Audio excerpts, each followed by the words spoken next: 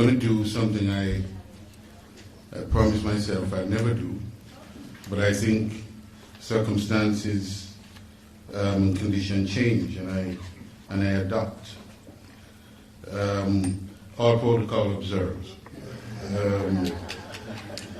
And I do that because I do want to spend a little time to address an issue that came up while I sat there. Many issues have come up, but I think this one, as the only politician here this morning that I'm aware of, as a minister, I think I need to say something about it, because on occasions like this, I believe we have a choice. We can either spend the valuable time we have engaged in all kinds of recrimination, or we can look at what we have in a very clear and objective way and then say, how do we move on from here? Because even as we focus on some things, the rest of the world is moving on. And the question is, how are we responding to these challenges? So the question of trust of politicians came up, and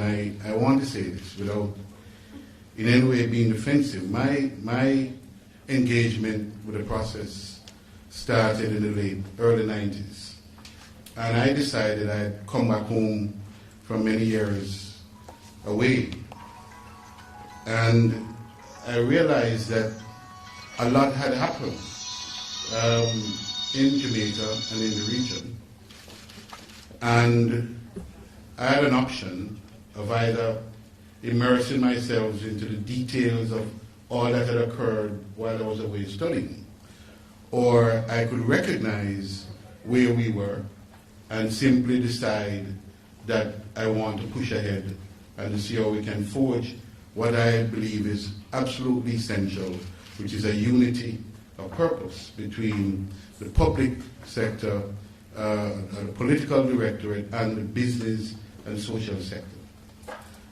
I decided that I just didn't have the time to get back into all of this, but decided that where I can best make a contribution is to help to forge the linkages between these sectors. And so, in my first assignment, one of the issues that came up here, which is about the fact that our private sector had not engaged the global trading system, I decided that as a minister, as I was then the Minister of Parliamentary Secretary in the Ministry of Foreign Affairs and Foreign Trade, that I will create the system and the mechanism to force the private sector and the government to come together to begin to talk about the global trade and how the private sector engages in the global trading system with a view to expand its reach, its scope, and its sustainability. Since then, Dennis mentioned, not for the media, that I was the most responsive minister. No, I don't know about that. But what I do know is that I take as a responsibility that continued mission of engaging our sectors, both the academic, the civil society, and businesses, in order to forge what I believe is an indispensable partnership if we're going to meet the challenges that we're faced with. That's where I want to come into this conversation. I really am not interested in a debate about who is trustworthy and who is less trustworthy, who is looking for rent, economic rent, rather than competing. All of that are challenges that we're faced with. The question that I think our people, and particularly those at the lower rung of the society, are interested in, is how are we going to, what are the decisive actions we are going to take to overcome these debilitating factors. That's where I want to enter the process. That's where I want to engage. And I simply don't have the time for recrimination. I don't. I find it wasteful. I think we need to acknowledge where we've been, where we are, and then start to talk about how we can forge the critical linkages and partnerships that will get us where we need to go. And that is what I want to say about that this morning.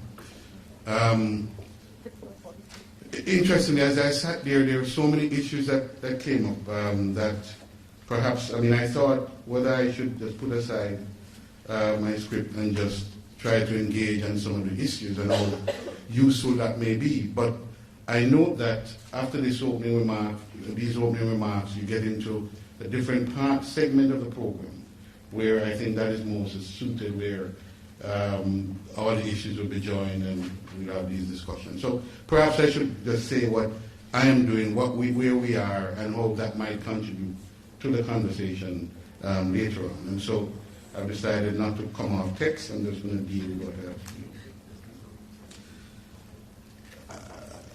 And I recognize that in the prevailing context of hyperglobalization, the economic survival of all Caribbean states will rest on the country's levels of competitiveness and that of their firms, and their ability to integrate into the global supply and value chains.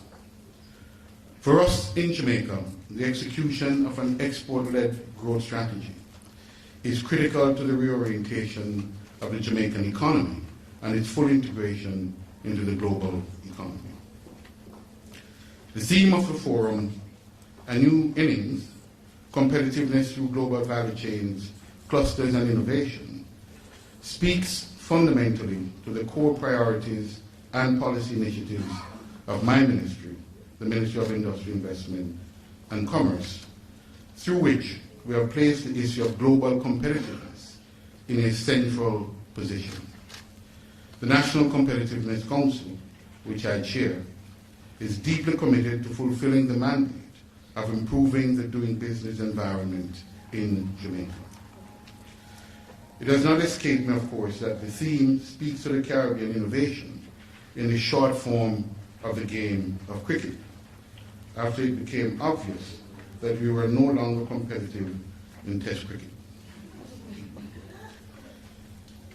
Competitiveness speaks to the speed and efficiency with which tasks and transactions are completed, how quickly products and services move through the cycle from concept to market, and how quickly we can adopt technologies to reduce the cost of doing business. Reducing the time it takes to bring new products to market at reduced costs and enhanced quality all express a level of competitiveness. Critical to becoming a highly competitive environment is our adherence or conformity to global standards, which must guide and inform every transaction, product development, and service delivery. Let us be clear, competitiveness must be the centerpiece of any serious strategy to ensure economic viability and the long-term sustainability of economic enterprises in Jamaica and the Caribbean. Improving economic competitiveness is therefore sine qua non to economic growth and future prosperity of Jamaica and the Caribbean as a whole. And indeed, to my mind, nothing is more crucial in the nation's long-term planning.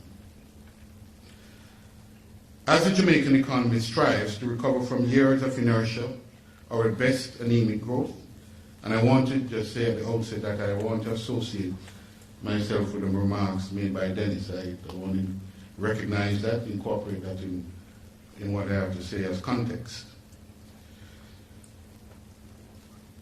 This is one of the fundamental pillars of the government's growth inducement strategy, designed to cut the Gordian knot of weak economic performance over the past decades and integrate Jamaica into the global economy. The overall competitiveness of the Jamaican economy, or lack thereof, and the capacity of Jamaican exporters of goods and services must be built, enabling these products and services to compete on any and every global platform. What this means is that Jamaican exporters must become export ready. They must adopt international best practice and ensure the compliance of their goods and services to the highest global standards. Within the region, we are all very proud of our country brand, but the truth is, in this globalized economy, there are many brands, but only one standard, a global standard. The focus of our competitive strategy is to build a globally competitive platform through the development of a logistics-centered economy. This is the basis for the further integration of Jamaica into the globally integrated economy. Jamaica's plans to become the fourth node in the global supply chain through the creation of a logistics hub are well advanced. The logistics hub, as the centerpiece of the government's growth strategy, is expected to transform the Jamaican economy, create jobs, and further integrate Jamaica into the global value chain. In so doing, Jamaica will become more deeply integrated into the global value chain. The centrality of global value chains to the modern global trading and production system cannot be overemphasized. The phrase might vary, referring to trade in value added, production sharing, supply chains, outsourcing, offshoring, vertical integration, or fragmented production instead of GVCs, global value chains. But the core notion of cross-border, joined-up production is the same. In the last 3 to 4 decades, the proliferation of cross-border, joined-up production arrangements, that is, global value chains, has changed our economic and political landscape in fundamental ways. The logistics hub will create the conditions for attracting global businesses, thereby facilitating and promoting the seamless access of Jamaican products and services to global markets. Let me just quickly add that the logistics envisages not only the deepening and the linkages of Jamaica into the global trading system, but indeed the entire region. Several special economic zones, or SEZs, will be constructed across the island over time. And these will attract major transnational manufacturing and distribution companies, which will set up business in the zones, thereby creating additional employment for Jamaicans. The strategy to be used in the SEZs is the creation of industrial clusters, which involves the coming together of business entities within the zones.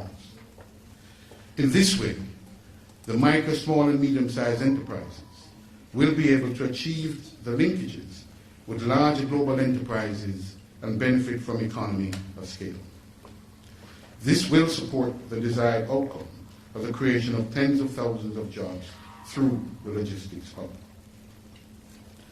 This global integration will provide a well-needed fillip to the Jamaican manufacturing and export sectors and will result in the growth of the micro, small, and medium-sized enterprise sector. The sector will play a pivotal role in Jamaica's further integration into the global economy, and as we reorient and position the sector to take advantage of the growth opportunities related to the Logistics Hub initiative, it is imperative that we improve the business environment. For its part, the government will ensure that it provides the most enabling legislative and policy framework to facilitate the growth of the MSME, the manufacturing, and the export sectors.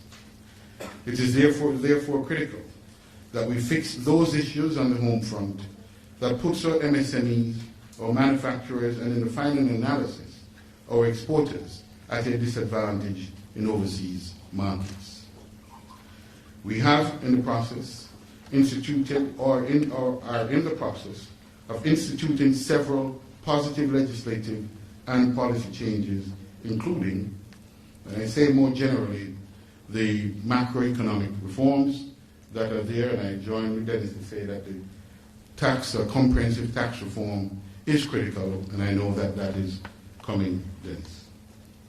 But more specifically, insolvency legislation, which will modernize bankruptcy laws, encourage entrepreneurship, and facilitate rehabilitation of entities facing bankruptcy, is a specific piece of legislation that I am now taking through the Parliament. Other critical pieces of legislation structurally are the business registration form, or what we call the super form, a multi-purpose form which eliminates the need to visit multiple agencies within our system to process the tax TRN, this is our tax identification number, a unique number, the NIS number, GCT and NHD requirements, and expedite business startups as its outcome. Additionally, the MSME and entrepreneurship policy, which provides a coherent framework for supporting MSMEs, facilitating increased access to financing and capacity building, including conformity to global standards. The Security Interest in Personal Property Act, which increases access to financing by allowing personal property or non-real estate assets to be used as collateral for loans to promote entrepreneurship and growth. I should also make mention of the port community system and a single electronic window, which are really digital platforms designed to facilitate greater speed, efficiency, and transparency in business. All these are designed to support the Jamaican business environment as we move towards the creation of a logistics-centered economy and elevate our position on the global value and supply chains. In the process, we have paid special attention to improving market access, capacity building programs, and the attainment and adherence to global standards. And I can't mention that enough. Let me draw attention to the fundamental underpinnings of any successful competitive strategy. This is building the capacity to ensure adherence, as I've been saying, to global standards. Right across the region, countries are taking steps to improve their business environments. This morning, I make special mention of the work of the Bureau of Standards Jamaica, which has worked tirelessly to improve its testing capabilities, and the National Certification Body of Jamaica, the NCBJ, entities which are working assiduously towards making our producers export ready. Against this background, therefore, the National Export Strategy, a key component of government's growth inducement strategy, is a critical component of the solution. The strategy is designed to strengthen the platform for sustainable economic growth, elevate our position on the global value chain, and increase our international competitiveness. High unemployment levels are directly linked to the lack of competitiveness, and so all interventions must guarantee that this desired growth, economic growth, also significantly lower employment rates. The NES was designed as a practical roadmap for Jamaica to achieve increased levels of economic development by focusing its limited but valuable resources on developing export capacity in those sectors for which Jamaica has greatest competitive advantage. The strategy seeks to improve Jamaica's export performance by advancing the competitiveness of firms and sectors while enhancing the business and trade environment. Over the 3 years covered by the strategy, the aim was to increase export GDP from 19 to 30%, increase export sector's contribution to unemployment, reduce the ratio of imports to exports, diversify exports through value addition, increase contribution of services exports, and access to new and emerging markets, and build a competitive mindset among producers who have the potential to export. Phase 2 of the NES, the National Export Strategy, that is currently being fine-tuned, guided by the results of a review of Phase 1, and a number of elements are being considered, including the alignment of the strategy with the National Development Plan Vision 2030. What is clear is that we need to be ready for the changes. Jamaican businesses must reorganize and reposition themselves for the changes to come from the Economic Partnership Agreement, the EPA, which opens up markets in a reciprocal way to goods from overseas. In other words, we need to raise the level of our competitiveness in order to be integrated into the global trading system. Our exporters will now have to equip themselves to face the real challenges and opportunities of integrating themselves into the global value chain. In this connection, export diversification is an important strategy in defining how we implement export-led growth. There is compelling empirical evidence that supports the view that countries that are far more diversified in their export baskets are less prone to domestic economic volatility than countries with less diversified export baskets. We must seek to diversify our export baskets as we improve trade facilitation and reduce hurdles to market entry in existing and new export markets. In the process, due attention must be given to trade in services, with particular focus given to owning Jamaica's comparative advantage in services such as cultural industries and professional services. Although the National Export Strategy already incorporates trade in services through the development of the Jamaica Coalition of Services Industry, there is need for the strategy to expand its focus to further strengthen and expand the local services sector for national development. 3 of the 4 critical areas identified by most governments of the region as sectors with significant potential for growth are reflected in the National Export Strategy and the Services Strategy and Expansion Plan, and are equally captured in the National Development Strategy Vision 2030. The services sector adopts the objective of expanding and diversifying exports, as well as reducing the trade deficit. The specific trade agreements that have been negotiated are brought to bear in the strategy designed as a basis for selection of export markets. Also, trade promotion and information strategies that were based on trade agreements provide a framework for agencies like Jamaica Promotions Corporation, JAMPO, working in collaboration with relevant industry bodies to unearth relevant market information. Ladies and gentlemen, the world economy is increasingly knowledge-based, and major economies have already moved from being dominated by the primary and secondary sectors to tertiary services, with these now accounting for between 60 to 70% of GDP of developed countries. Jamaica, like many countries in the region, is on a similar trajectory. Other services, which comprises all services except transport and tourism, has been the most dynamic segment of the industry in the past 2 decades. Many services, especially those provided to corporate clients, are based on the intensive use of knowledge in fields such as accounting, human resource management, legal advice, informatics services and programs, and medicine, R&D, architecture, engineering, construction, advertising, logistics, maintenance, mining, and biotechnology. The spread of ICTs has facilitated the export of services and increased the possibility of delegating them, which has enabled companies to subcontract suppliers anywhere in the world, according to which can offer the best price to quality ratio.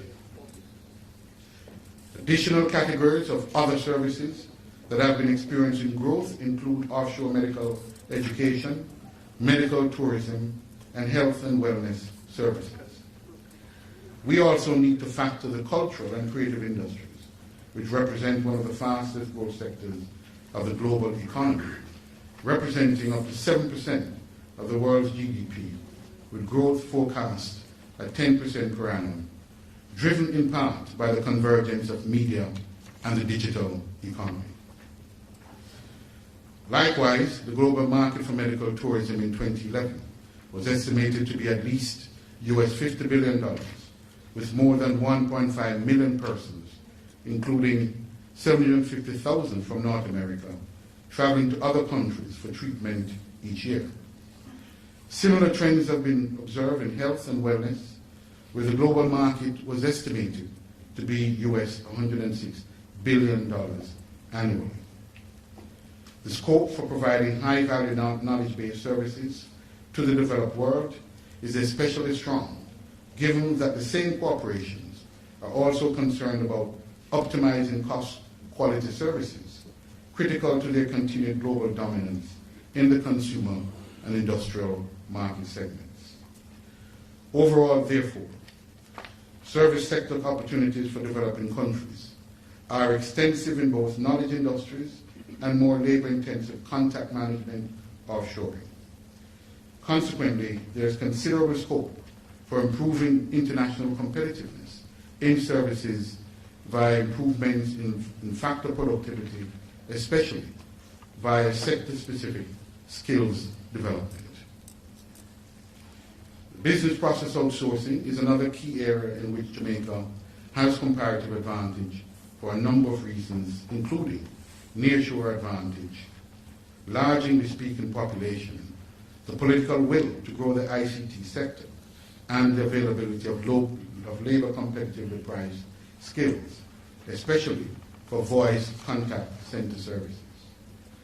Another major advantage is the existence of a robust industry association. Closely tied to the BPO industry, as well as the creative industries, is animation, another area targeted for significant growth. The industry is expected to continue its growth at a rate of 10% per annum to reach US $243 billion by 2016. Globally, the business process outsourcing or IT-enabled services sector is growing exponentially at a rate of 9% per annum and is expected to reach US $1 trillion by 2014.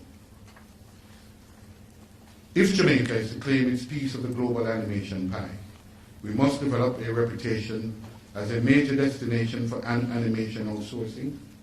We will also need to work towards being able to create local IP, intellectual property, to move into more lucrative areas of distribution and merchandising, as has been the case in other animation outsourced destinations. And just to give a sense of the regional perspective, the World Bank in this DigiJam 3, which is being planned, has gone beyond where it started in the Jamaican focused activity to a more regional focused activity. And I believe the opportunity for animation here in Jamaica exists as well throughout the region. Ladies and gentlemen, how do we break the cycle? How do we grow our economy, become more competitive, and have footprints all over the global supply chain? We need to increase manufacturing, we need to increase productivity, we need to increase our exports. JAMPRO continues to support various export sectors, including manufacturing, that facilitate the inflows of foreign exchange and job creation.